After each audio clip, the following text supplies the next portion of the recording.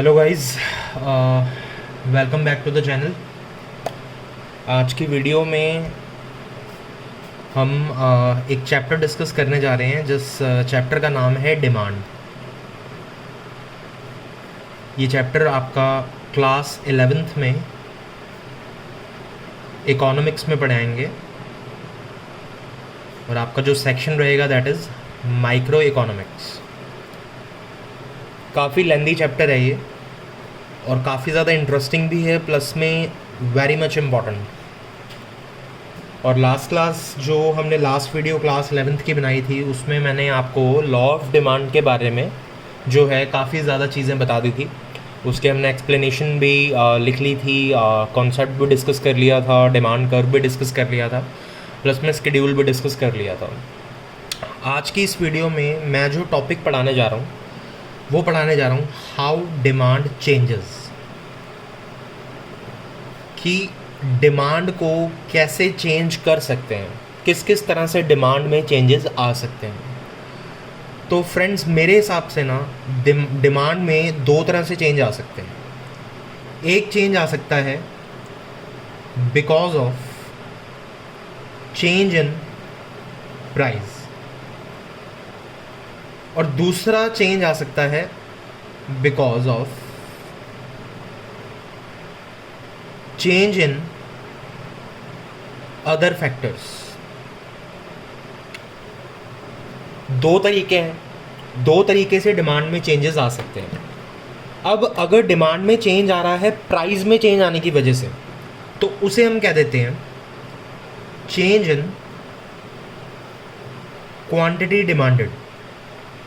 Change in quantity demanded मतलब अगर price में चेंजेस आ रहे हैं, अगर प्राइस ऊपर जा रहा है तो उसकी डिमांड कम हो जाएगी, और अगर प्राइस किसी कमोडिटी का कम हो रहा है तो उस केस में उसकी डिमांड क्या हो जाएगी, बढ़ जाएगी।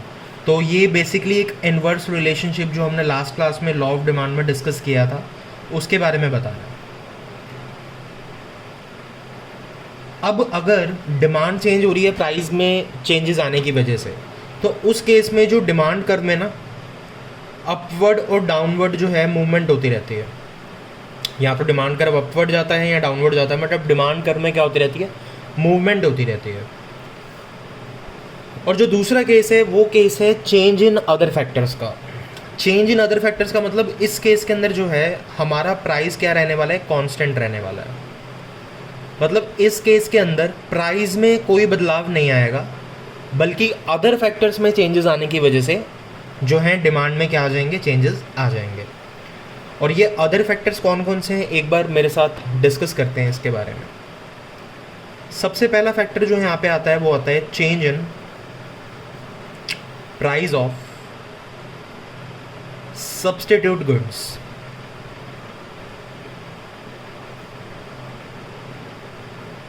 एक चेंज यहाँ पर आता है change in price of complementary goods.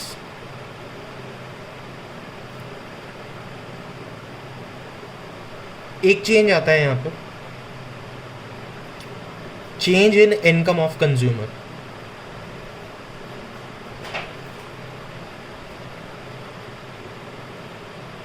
एक और चेंज आता है यहाँ पे that is change in taste and preferences.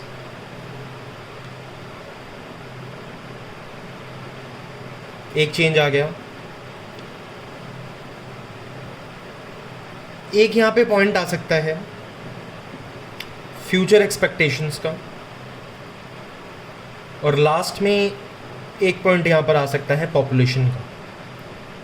तो आप देख ही सकते हैं कि प्राइस के अलावा और कितनी तरह के फैक्टर्स हैं जिनकी वजह से डिमांड में चेंज आ सकता है।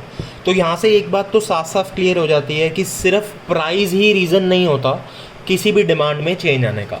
प्राइस के अलावा ये जो जितने अदर फैक्टर्स अभी हमने लिखे हैं ये सारे भी जो हैं रीज़न्स हो सकते हैं डिमांड में चेंज आने के लिए। अब यहाँ पर मैं आपको ऑलरेडी ये वाला पॉइंट आपको डिस्कस करा चुका हूँ, बिकॉज जो प्राइस में चेंज आने की वजह से डिमांड में चेंज आ रहा है वो सारा का सारा हम पढ़ चुके हैं। कहाँ पर, लॉ ऑफ डिमांड में, जो लास्ट वीडियो के अंदर मैंने आपको पढ़ा दिया था। लॉ ऑफ डिमांड हम सारा का सारा लास्ट वीडियो में डिस्कस कर चुके थे। तो जो पहले वाला रीज़न मैंने आपको बताया है डिमांड में चेंज आने का, that is because of change in price.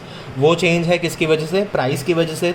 तो वो चीज़ को कहाँ पर एक्सप्लेन किया गया है? लॉ ऑफ डिमांड में, जो हम प्रीवियस क्लास में ऑलरेडी पढ़कर आ चुके हैं। आज का जो मेरा टॉपिक है वो है अदर फैक्टर्स का, कि प्राइस के अलावा अगर अदर फैक्टर्स में चेंजेस आ रहे हैं तो किस तरह से डिमांड में बदलाव आएगा और क्या रीज़न होगा उस चीज़ के पीछे कि डिमांड में चेंज आ रहा होगा। अच्छा, यहाँ पे एक बात और बहुत इम्पॉर्टेंट है, अगर अदर फैक्टर्स में चेंजेस आने की वजह से डिमांड में चेंज आता है तो उस केस के अंदर हम कहते हैं चेंज इन डिमांड, ना कि चेंज इन क्वांटिटी डिमांडेड। उस केस में हम सिंपल वे के अंदर कह देते हैं that is change in demand. लेकिन अगर इकोनॉमिक्स में वर्ड यूज़ हो रहा है चेंज इन क्वांटिटी डिमांडेड, तो जाहिर सी बात है वो चेंज आ रहा होगा किसकी वजह से? Due to the change in price. लेकिन अगर यहाँ पे वर्ड इस्तेमाल हो रहा है चेंज इन डिमांड, तो दैट केस के अंदर जो हमारा प्राइस है वो क्या रह जाएगा? कांस्टेंट रह जाएगा, और अदर फैक्टर्स में चेंजेस आने की वजह से डिमांड में क्या आ जाएंगे? चेंजेस आ जाएंगे। अब एक एक कर ये जो मैंने आपको पॉइंट्स लिखवाए हैं, कितने हो गए ये? 6 पॉइंट्स जो मैंने आपको लिखवाए हैं, इसको एक एक कर हम एक्सप्लेन करते हैं तो चीज़ें जो हैं ज़्यादा क्लियर होंगी इस चीज़ से। तो सबसे पहले मैं आपके साथ बात करने जा रहा हूँ सब्स्टिट्यूट गुड्स के ऊपर।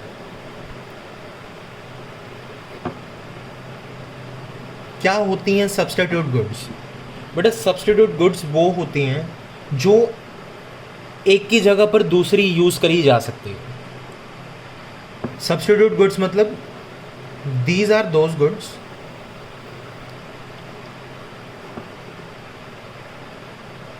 which can be used in place of each other।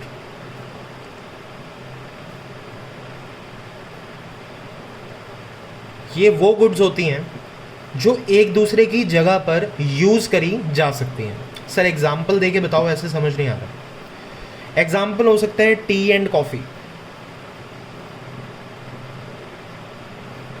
और अगर मैं एग्जाम्पल लूँ हो सकता है कोक या पेप्सी। कि जैसे नॉर्मली आपके घर में कोई गेस्ट आ जाता है, तो अगर मान लो कि घर में चाय पत्ती ख़त्म होगी, so you can recover that with the help of coffee. मतलब चाय और कॉफ़ी आपस में दोनों एक दूसरे के साथ चलती रहती हैं।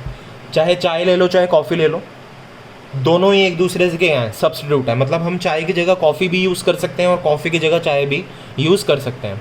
सर्दियों में मेहमान आ गए हमारे घर में, तो या उनको चाय पिला दो चाहे उनको कॉफ़ी पिला दो, डजेंट मैटर, दोनों ही अपने आप में क्या है? बेस्ट है। तो दोनों एक दूसरे की जगह पे यूज़ करी जा सकते हैं, because both the things are giving same level of satisfaction. But अगर मैं बात करूं कि चलो मेहमान आ गए गर्मियों के अंदर, हमारे घर पे मेहमान आ गए गर्मियों, अब गर्मियों में तो आप उनको चाय या कॉफ़ी पिलाओगे नहीं।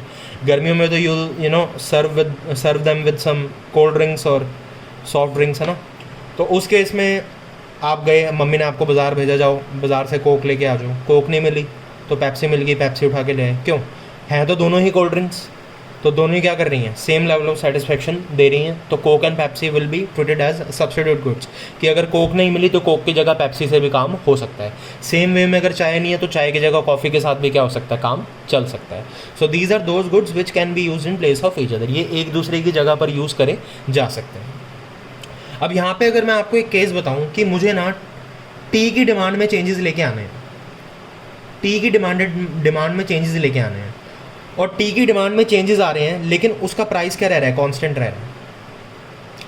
टी की डिमांड में चेंजेस आ रहे हैं बट उसका प्राइस क्या रह रहा है? कांस्टेंट रहना है। सर अगर टी के डिमांड में चेंजेस आ रहे हैं लेकिन फिर भी उसका जो प्राइस है वो कांस्टेंट रह रहा है, दैट मीन्स ये कन्फर्म्ड है कि अदर फैक्टर्स में चेंजेस आ रहे होंगे, उसकी वजह से जो है टी के अंदर जो है चेंजेस आ रहे हैं। लेट्स सी, टी का कंपैरिजन मैं यहाँ पे कर रहा हूँ कॉफ़ी के साथ। ध्यान से सुनेंगे।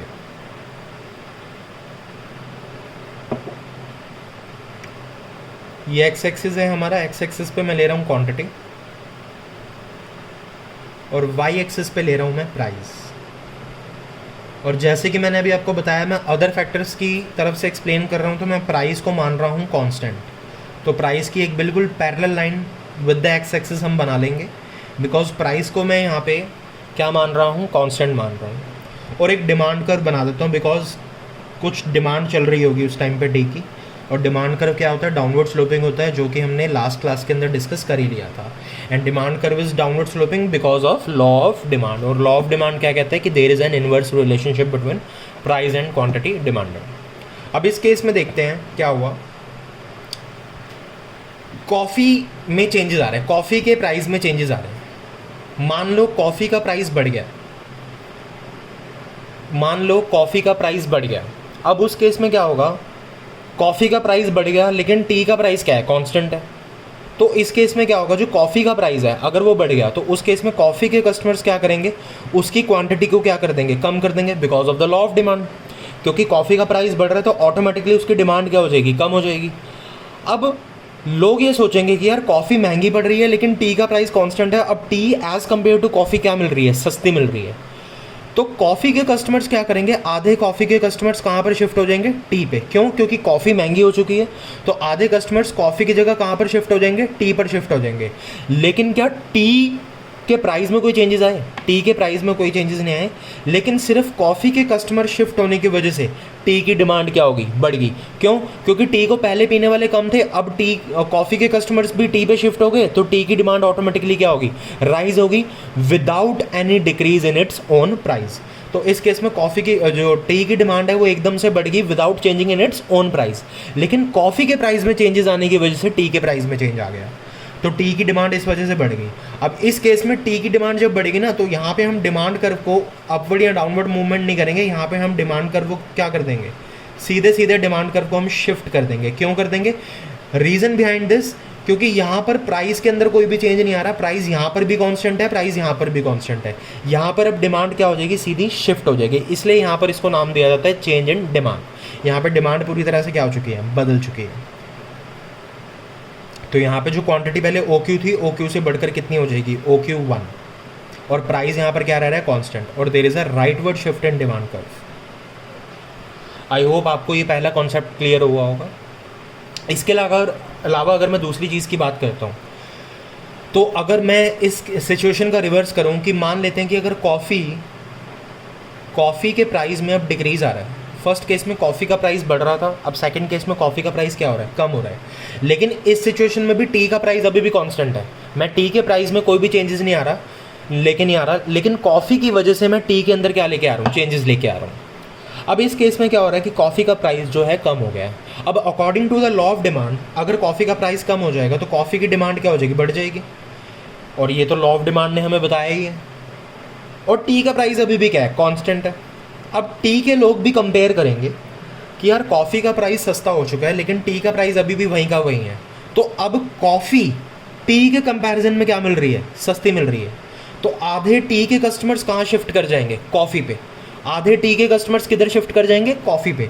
तो अगर टी के कस्टमर्स कॉफ़ी पे शिफ्ट कर जाएंगे तो टी के लिए कस्टमर्स क्या बचेंगे, कम बचेंगे, तो ऑटोमेटिकली उसकी डिमांड क्या हो जाएगी, कम हो जाएगी। लेकिन स्टिल टी के खुद के प्राइस में कोई भी चेंजेस नहीं आए, फिर भी टी की डिमांड क्या हो रही है, कम हो रही है। क्यों, क्योंकि कॉफ़ी के प्राइस में डिक्रीज़ आ गया, इसकी वजह से टी के जो कस्टमर्स हैं कॉफ़ी की तरफ शिफ्ट हो गए, ये सोचकर कि अब उनको as compare to tea coffee पीनी ज़्यादा सस्ती पड़ेगी। और इन द सेम वे जो है टी के कस्टमर्स वहाँ शिफ्ट हो गए, दैट मीन्स टी के प्राइस में कोई चेंजेस नहीं आए, फिर भी टी की डिमांड क्या होगी, कम होगी। तो इस केस में जब टी की डिमांड कम हो जाएगी तो यहाँ पे भी डिमांड कर्व हम कहाँ शिफ्ट कर देंगे, लेफ्टवर्ड शिफ्ट कर देंगे। यहाँ पे भी डिमांड में अपवर्ड या डाउनवर्ड मूवमेंट नहीं लेके आएंगे। रीज़न बिहाइंड, क्योंकि प्राइस क्या है, कांस्टेंट रहेगा। तो जब डिमांड कम हो जाएगी तो उस केस में हम डिमांड कर्व को कहाँ शिफ्ट कर देंगे, लेफ्टवर्ड शिफ्ट कर देंगे। और जो पॉइंट सी है यहाँ से डॉटेड लाइन बनाएंगे और इसको हम नाम दे देंगे Q2। उसको Q1 दिया था, इसको Q2 दे देंगे। और इस केस में जो क्वांटिटी है Q से घट कर कहाँ पे आ जाएगी, Q2 पे। मतलब डिमांड यहाँ पर टी की कम होगी, लेकिन आपने एक चीज़ ऑब्जर्व करी होगी कि टी के प्राइस में कोई चेंजेस नहीं आया, उसके बावजूद टी के प्राइस में टी की डिमांड में चेंजेस आ रहे हैं। कभी वो बढ़ रही है तो कभी वो कम हो रही है। किसकी वजह से, कॉफ़ी के प्राइस में चेंजेस आने की वजह से। इसी कॉन्सेप्ट को क्या कह दिया जाता है, सब्स्टिट्यूशन इफेक्ट। इसी कॉन्सेप्ट को बोल दिया जाता है सब्स्टिट्यूशन इफेक्ट। तो आई होप आपको पहले वाला पॉइंट अच्छे से क्लियर हुआ होगा। चलते हैं नेक्स्ट पार्ट पे। नेक्स्ट पार्ट है हमारा कॉम्प्लीमेंट्री गुड्स का।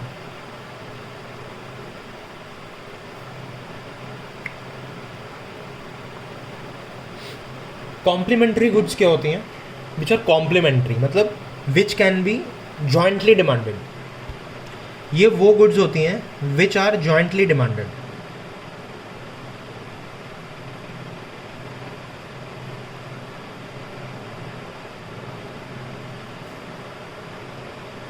ये वो गुड्स होती हैं which are jointly demanded to satisfy a human want. मतलब सिर्फ एग्जाम्पल देके बताओ, अगर एक कंज्यूमर ने, मान लेते हैं कि कार खरीदी है, तो अगर उसको कार चलानी है तो उसको पेट्रोल की ज़रूरत पड़ेगी। तो दैट मीन्स अगर कंज्यूमर कार की डिमांड करेगा तो कार की डिमांड के साथ साथ उसको पेट्रोल की डिमांड करनी ही पड़ेगी, बिकॉज विदाउट पेट्रोल वो कार को नहीं चला पाएगा। एक एग्जांपल यहां पर और लेता हूं, पेन एंड इंक का, कि अगर कंज्यूमर पेन की डिमांड कर रहा है तो पेन के साथ साथ उसे इंक की भी डिमांड करनी पड़ेगी, क्योंकि विदाउट इंक पेन काम नहीं कर सकता।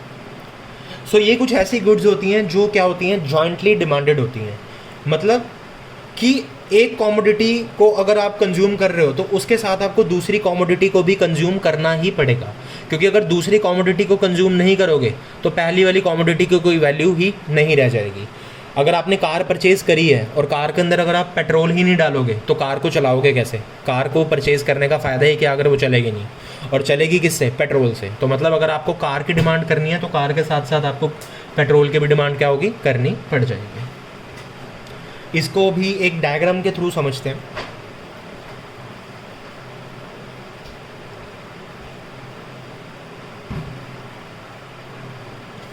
एक डायग्राम के थ्रू समझते हैं इसको भी।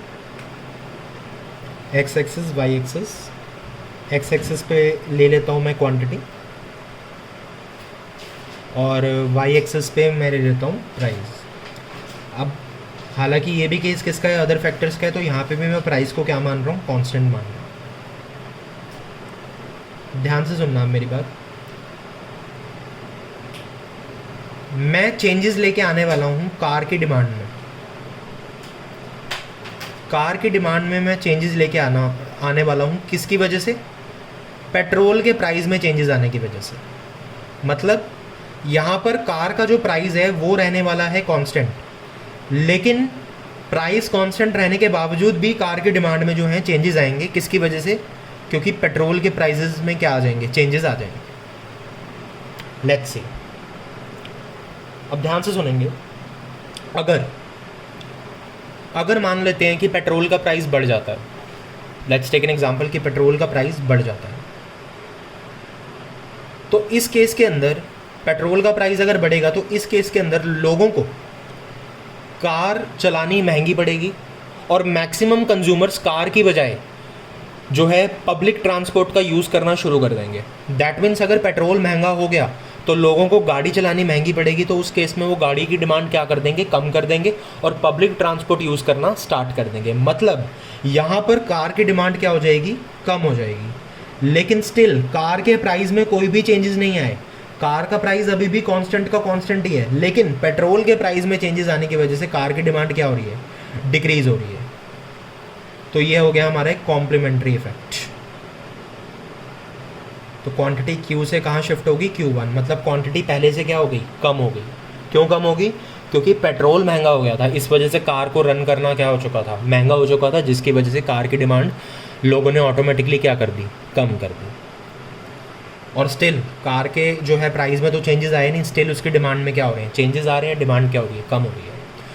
अगर मैं इसका दूसरा केस लगाऊं, दैट इज़ अगर मान लेते हैं कि पेट्रोल के प्राइस में डिक्रीज़ आता है, मतलब पेट्रोल का प्राइस कम हो जाता है, डिक्रीज़ हो जाता है पेट्रोल का प्राइस।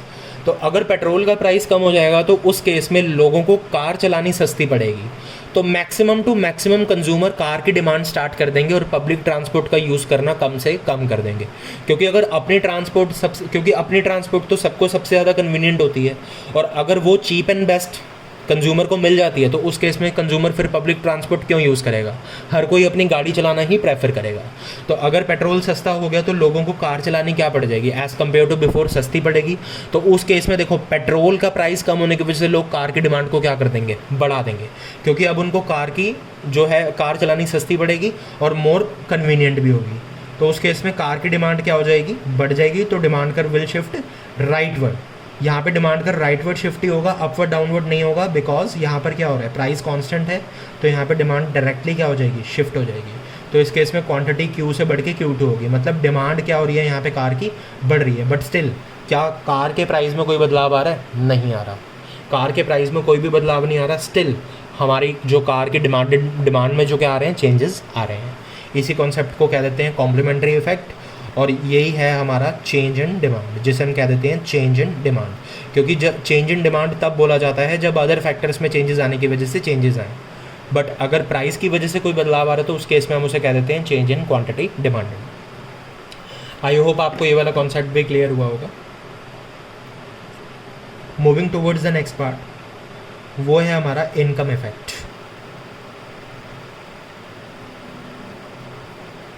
इनकम इफेक्ट काफ़ी सिंपल सी चीज़ है इनकम इफेक्ट तो, कि अगर कंज्यूमर के पास इनकम होगी तभी तो कंज्यूमर डिमांड कर पाएगा।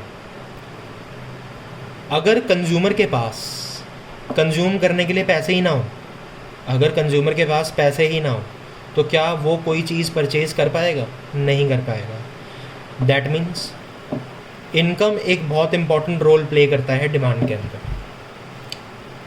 अब हमारे जो इकॉनमी में दो तरह के कंज्यूमर पाए जाते हैं। एक कंज्यूमर पाया जाता है जिसकी इनकम बहुत ज़्यादा हाई होती है, एक कंज्यूमर पाया जाता है जिसकी इनकम बहुत ज़्यादा क्या होती है? लो होती है। इतनी लो होती है बेचारा कि वो अपनी बेसिक नीड्स को भी पूरा नहीं कर पाता। और जिसकी इनकम हाई होती है, यहाँ पे इकोनॉमिक्स का मतलब है कि वो अपनी बेसिक नीड्स को ईजिली पूरा कर पा रहा है। तो जो अपने बेसिक नीड्स को पूरा कर पाते हैं उन्हें हम हाई लेवल ऑफ इनकम ही कहते हैं, और जो अपनी बेसिक नीड्स को भी पूरा नहीं कर पाते उसे हम कहते हैं लो लेवल ऑफ इनकम। यहाँ पे दो ही सिनेरियोज आते हैं इनकम के। अब इनकम है ना, इनकम दो तरह की गुड्स पे इफेक्ट करता है। इनकम जो है दो तरह की गुड्स पे इफेक्ट करता है। एक होती है नॉर्मल गुड्स और एक होती है इन्फीरियर गुड्स। दो तरह की गुड्स होती हैं हमारी इकोनॉमी में, एक होती है नॉर्मल गुड्स और एक होती है इन्फीरियर गुड्स। जो नॉर्मल गुड्स होती हैं, नॉर्मल गुड्स थोड़ी बेटर क्वालिटी की होती हैं। जैसे अगर आप मिल्क परचेज करते हो तो अगर फुल क्रीम मिल्क परचेज कर रहे हो तो फुल क्रीम मिल्क जो है सबसे बेटर क्वालिटी का माना जाता है। टोन से, डबल टोन से सबसे बेटर क्वालिटी का जो मिल्क माना जाता है वो कौन सा माना जाता है? Full cream milk. और अगर फुल क्रीम मिल्क के अलावा अगर मैं दूसरा एग्जांपल दूँ तो यहाँ पे बासमती राइस कंज्यूम करता है कंज्यूमर, तो राइस की भी काफ़ी वैरायटी होती है मार्केट में, और बासमती राइस जो है वो सबसे ज़्यादा बेटर क्वालिटी का माना जाता है। तो मैं फुल क्रीम मिल्क और बासमती राइस को नॉर्मल गुड्स के एग्जांपल में फिट कर रहा हूँ। लेकिन अगर दूसरी डायरेक्शन में हम इन्फीरियर गुड्स की बात करते हैं तो इन्फीरियर गुड्स होती हैं थोड़ी ख़राब क्वालिटी की गुड्स। यहाँ इसको मैं सिंपल लिख सकता हूँ, बैड क्वालिटी तो अलग गलत हो जाएगा वर्ड, तो इसको मैं लिख सकता हूँ एक एवरेज क्वालिटी ऑफ गुड्स, मतलब जिससे काम चल सकता है। मतलब ये नॉर्मल गुड्स जितनी क्वालिटेटिव तो नहीं होती हैं बट स्टिल एक एवरेज क्वालिटी होती है, मतलब काम चल सकता है इनसे। बैड तो नहीं बोलूँगा इनको, बैड एक गलत वर्ड हो जाएगा। तो इस केस में हो सकता है हमारा टोन्ड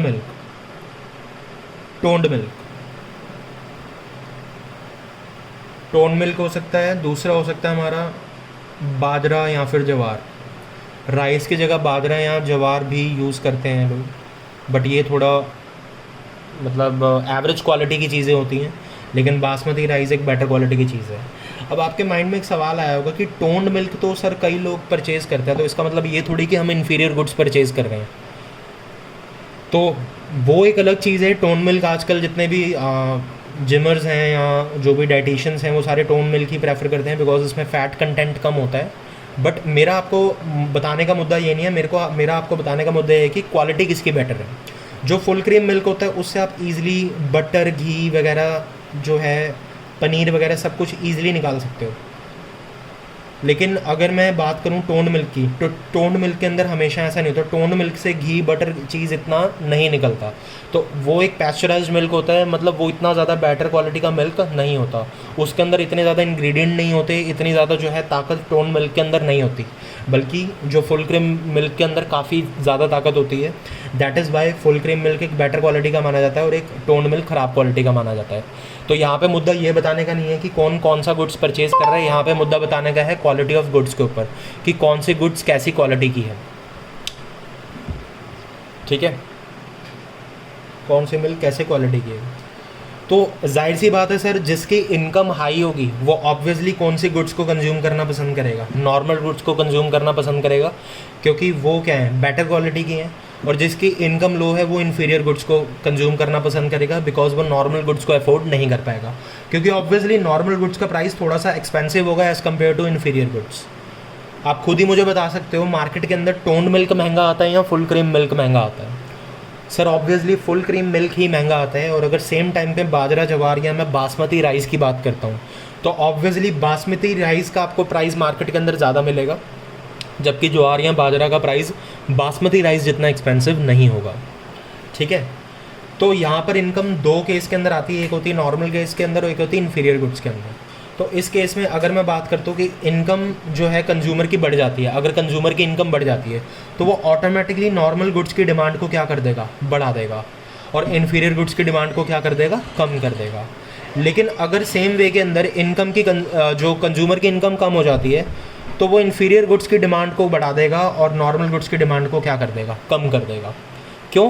क्योंकि यहाँ पे इनकम इफेक्ट आ रहा है। यहाँ पे आपने ध्यान देना, मैंने कहीं पे भी ये नहीं बोला कि नॉर्मल गुड्स या इन्फीरियर गुड्स के प्राइस में चेंजेस आ रहे हैं। मैं यहाँ पे बता रहा हूँ सिर्फ कंज्यूमर के इनकम के अंदर चेंजेस आ रहे हैं। अगर कंज्यूमर की इनकम बढ़ जाती है दैट मीन्स वो नॉर्मल गुड्स को जो है नॉर्मल गुड्स को अफोर्ड कर सकता है। दैट मीन्स अगर कंज्यूमर की इनकम बढ़ जाती है तो वो नॉर्मल गुड्स की डिमांड को बढ़ाएगा और इन्फीरियर गुड्स को खरीदना पसंद नहीं करेगा। तो दैट मीन्स कि अगर कंज्यूमर की इनकम बढ़ती है तो नॉर्मल गुड्स की डिमांड बढ़ जाएगी और इन्फीरियर गुड्स की कम हो जाएगी। लेकिन अगर सेम टाइम पे मैं बात करता हूँ कि कंज्यूमर की इनकम कम है तो उस केस के अंदर वो नॉर्मल गुड्स को तो अफोर्ड कर नहीं पाएगा, तो उसको जो है इन्फीरियर गुड्स को कंज्यूम कर कर काम चलाना पड़ेगा। तो वो इन्फीरियर गुड्स की डिमांड को बढ़ा देगा और नॉर्मल गुड्स की डिमांड को क्या कर देगा, कम कर देगा, बिकॉज वो नॉर्मल गुड्स को तो अफोर्ड ही नहीं कर पाएगा। तो इस केस में जब कंज्यूमर की इनकम कम होगी तो नॉर्मल गुड्स की डिमांड कम हो जाएगी और इन्फीरियर गुड्स की क्या हो जाएगी, बढ़ जाएगी। सो this is the income effect. ये इनकम इफेक्ट है हमारा।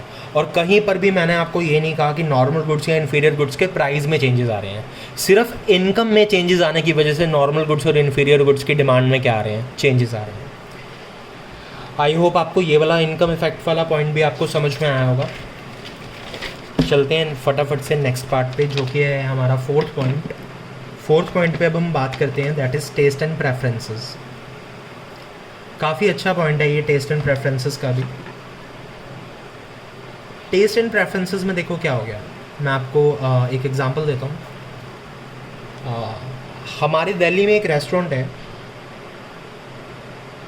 मोती माल, और उसका जो है रोस्टेड चिकन डिश है। एक रोस्टेड चिकन काफ़ी ज़्यादा फेमस है उसका ऑल ओवर दिल्ली में। रोस्टेड चिकन भी फेमस है और उसका बटर चिकन भी काफ़ी फेमस है। एक रेस्टोरेंट है मोती माल, शायद आपने नाम सुना। उसका रोस्टेड चिकन और बटर चिकन काफ़ी ज़्यादा फेमस है। तो एक एग्जांपल लेके बताता हूँ मैं आपको। फॉर एग्ज़ाम्पल, मैं खुद मोती माल रेस्टोरेंट में गया और मैंने जो है रोस्टेड चिकन ऑर्डर किया, तो मुझे वो काफ़ी पसंद आया। मुझे टेस्ट वाइज काफ़ी बेटर लगा। तो मैंने क्या किया, मैंने रिकमेंड किया अपने फ्रेंड्स को भी। जो डिश मैं रेस्टोरेंट में खाने गया था, वो डिश मैंने जो है रिकमेंड करी किसको, अपने फ्रेंड्स को। अपने फ्रेंड्स को जब मैंने वो डिश रिकमेंड करी तो मेरे फ्रेंड्स भी मुझे देखते देखते कहाँ गए, मोती माल गए, और उन्होंने भी जो है रोस्टेड चिकन ट्राई किया। उनको भी बहुत पसंद आया। उन्होंने आगे अपने और फ्रेंड ग्रुप्स को क्या किया, सजेस्ट किया। ऐसे करते करते करते करते जो है रिकमेंडेशन बढ़ती गई और लोग मोती माल के अंदर, रेस्टोरेंट के अंदर जाके रोस्टेड चिकन खाना स्टार्ट हो गए। अब इस केस में देखो, रोस्टेड चिकन के प्राइस में तो कोई बदलाव नहीं आए, मतलब मोती माल ने अपनी डिश के अंदर तो कोई चेंजेस लेके आया नहीं, मतलब उसके प्राइस तो क्या रहे, कांस्टेंट रहे। मतलब फॉर एग्जांपल अगर आज मोती माल 500 रुपये की प्लेट देता है रोस्टेड चिकन की, तो उसकी 500 रुपये की प्लेट आज भी है, जब मैं खाने गया था तब भी थी, मेरे फ्रेंड्स खाने गए थे तब भी थी, और जब उनके फ्रेंड्स खाने गए तब भी थी। मतलब डिश के प्राइस में तो कोई बदलाव आ नहीं रहा, लेकिन स्टिल डिश की डिमांड क्या हो रही है, हाई हो रही है। क्यों हाई हो रही है? क्योंकि सर यहाँ पर क्या है, फेवरेबल टेस्ट एंड प्रेफरेंसेस है, कि मतलब एक पर्सन ने पसंद करा, उसको देखते देखते उसने दूसरे को रिकमेंड करा, उसने भी खाया, उसको भी पसंद आया, उसने औरों को रिकमेंड करा, तो ऐसे करते करते एक फेवरेबल टेस्ट एंड प्रेफरेंसेस, तो एक चेन बन गई, जिसकी वजह से प्राइस में बदलाव ना आने की वजह से भी डिमांड में बदलाव आ गया, डिमांड हाई होगी। क्यों? क्योंकि फेवरेबल टेस्ट एंड प्रेफरेंसेस की वजह से मोती माल के कस्टमर्स क्या हो गए, बढ़ गए। मोती माल के कस्टमर्स एकदम से क्या हो गए, शूट अप हो गए, और कस्टमर्स बढ़ेंगे तो ऑटोमेटिकली डिमांड तो हाई होगी ही होगी। तो मोती माल की डिश के अंदर कोई बदलाव, कोई चेंजेस नहीं आए प्राइस में उसके, लेकिन स्टिल उसकी डिमांड क्या होगी, बढ़ गई। तो ये क्या है, टेस्ट एंड प्रेफरेंसेस का एक इफेक्ट है। अगर मैं इसका इसका रिवर्स ऑर्डर बनाता हूँ, तो मान लेते हैं सेम रेस्टोरेंट की अगर मैं बात करता हूँ, सेम रेस्टोरेंट की मोती माल की बात करता हूँ, तो मोती माल नॉनवेज में काफ़ी अच्छा है, प्रैक्टिकली काफ़ी अच्छा है नॉनवेज में, यह मैं आपको बता ही रहा हूँ। 2 मिनट के लिए एग्जांपल ले लेते हैं कि वेज, नॉन-वेज में तो वो बहुत अच्छा है, लेकिन वो वेज के अंदर बेकार है, मतलब वेज में उसकी इतनी क्वालिटी नहीं है। एग्जांपल ले रहा हूँ, वैसे तो वो वेज में भी काफ़ी अच्छा है, बट एक एग्जांपल ले लेते हैं कि मान लो कि मोती माल वेज के अंदर अच्छा नहीं है। Let's take an example. वैसे तो ये रेस्टोरेंट दोनों में ही बेस्ट है।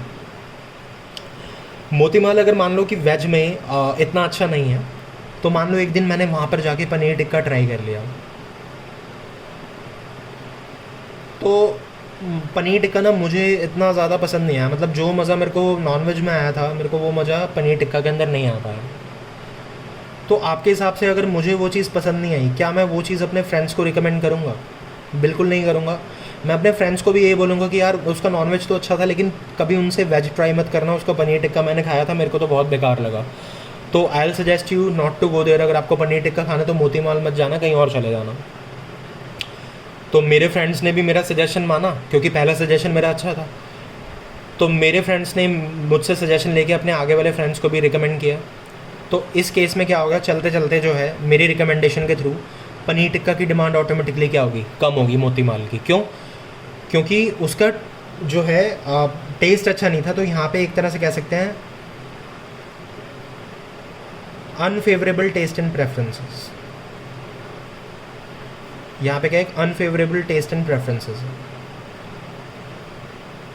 मतलब प्राइस में तो कोई बदलाव नहीं आया पनीर टिक्का के, लेकिन स्टिल उसकी डिमांड कम होगी, क्योंकि उसके कस्टमर ऑटोमेटिकली क्या हो गए, कम हो गए, just because of the unfavourable taste and preferences. तो यहाँ पर स्टिल प्राइस में कोई भी चेंजेस नहीं आ रहे हैं, बट स्टिल डिमांड में चेंजेस आ रहे हैं। So this is the another point of taste and preferences, जो कि चेंज इन डिमांड का एक पार्ट है। और चेंज इन डिमांड का मतलब ही क्या है सर, कि अदर फैक्टर्स में चेंजेस आने की वजह से चेंजेस आ रहे हैं, प्राइस में चेंजेस आने की वजह से कोई चेंजेस नहीं आ रहे हैं। प्राइस वहाँ पर क्या रह रहा है, कांस्टेंट रह रहा है। अगर प्राइस में चेंजेस आने की वजह से कोई भी बदलाव आता है तो उसको हम कह देते हैं चेंज इन क्वांटिटी डिमांडेड। लेकिन अगर प्राइस कांस्टेंट है फिर भी चेंजेस आ रहे हैं, तो उस केस में हम उसको कह देते हैं change in demand. That's it.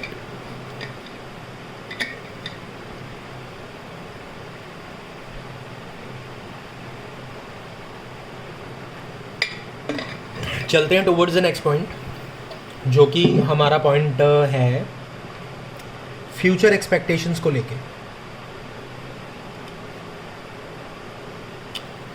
Future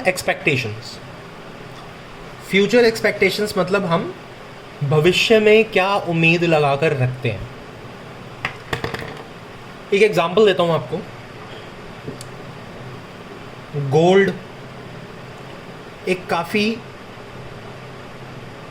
precious metal माना जाता है आज की डेट में। आप देख ही रहे हैं कि गोल्ड के प्राइस कैसे शूटअप हुए थे, अभी थोड़े दिन पहले की बात है। तो गोल्ड आज की डेट में काफ़ी प्रेशियस मेटल माना जाता है हमारी कंट्री के अंदर। सपोज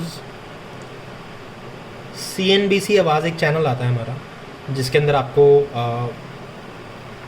मार्केट से रिलेटेड काफ़ी ज़्यादा इन्फॉर्मेशन मिल जाती है। तो CNBC आवाज़ में ना एक अनाउंसमेंट हो गई कि 2 दिन बाद, आज से ठीक 2 दिन बाद गोल्ड के प्राइस बहुत ही ज़्यादा शूट अप करने वाले हैं। मतलब गोल्ड के प्राइस बहुत ज़्यादा बढ़ने वाले हैं। अब एक कंज्यूमर के माइंड में क्या आइडिया आएगा कि यार गोल्ड के प्राइस ना 2 दिन के बाद बहुत ज़्यादा बढ़ने वाले हैं। तो कंज्यूमर की यही सोचेगा, मैं काम करता हूँ, मैं प्रेजेंट में, मतलब आज के दिन मैं क्या करता हूँ, गोल्ड को परचेज़ कर लेता हूँ। मैं थोड़ा गोल्ड परचेज़ कर देता हूँ, और जब 2 दिन बाद गोल्ड का प्राइस बढ़ जाएगा तो 2 दिन के बाद उसको सेल आउट कर कर मैं प्रॉफिट अर्न कर सकता हूँ। हर एक कंज्यूमर यही सोचेगा। तो CNBC आवाज़ पे अनाउंसमेंट आ गई कि 2 दिन बाद गोल्ड के प्राइस बहुत ज़्यादा बढ़ने वाले हैं, बहुत ज़्यादा बढ़ने वाले हैं। तो करंट स्टेज के अंदर हर एक कंज्यूमर गोल्ड की डिमांड को क्या कर देगा, बढ़ा देगा। अब क्या इस स्टेज पे गोल्ड के प्राइस में कोई चेंजेस आए?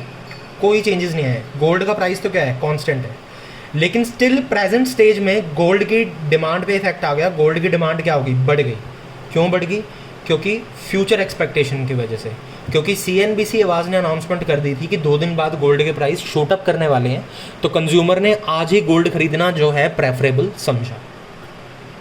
अगर एक इसका डिफरेंट सिनेरियो लेते हैं तो CNBC आवाज़ ने मान लो अनाउंसमेंट कर दी कि 2 दिन बाद गोल्ड का प्राइस जो है काफ़ी ज़्यादा नीचे गिरने वाला है। एक अनाउंसमेंट फॉर एग्जांपल कि CNBC आवाज़ ने एक अनाउंसमेंट कर दी कि मार्केट सिनेरियो की वजह से 2 दिन बाद गोल्ड का प्राइस जो है गिरने वाला है। अब प्रेजेंट स्टेज में जिस कंज्यूमर की गोल्ड खरीदने की प्लानिंग होगी, वो प्रेजेंट स्टेज पे गोल्ड की प्लानिंग को क्या कर देगा, ड्रॉप कर देगा। वो आज क्यों खरीदेगा? अगर 2 दिन बाद उसे गोल्ड सस्ता मिल रहा है तो वो प्रेजेंट स्टेज पे गोल्ड महंगा खरीदना क्यों पसंद करेगा? वो तो 2 दिन बाद ही प्रेफर करेगा। अब यूजुअली हमारी कंट्री के अंदर गोल्ड ज़्यादा कब खरीदा जाता है? जब शादियों का सीज़न होता है, जब मैरिजेस का सीज़न आता है तो मैक्सिमम गोल्ड वगैरह परचेज होता है मैरिजेस में। अब मैरिज में वैसे भी जो है एडवांस में काफ़ी दिन पहले जो है गोल्ड खरीद कर रख लेते हैं लोग अपने पास। तो वही मान लो कि उसमें से एक कंज्यूमर होगा जिसके घर पे शादी होगी, उसने आज गोल्ड खरीदने की प्लानिंग होगी उसकी, लेकिन उसने अनाउंसमेंट सुन ली कि 2 दिन बाद गोल्ड क्या होने वाला है, सस्ता होने वाला है। तो वो करंट स्टेज की प्लानिंग को क्या कर देगा, ड्रॉप कर देगा। वो 2 दिन बाद जाके खरीद लेगा। क्या दिक्कत है?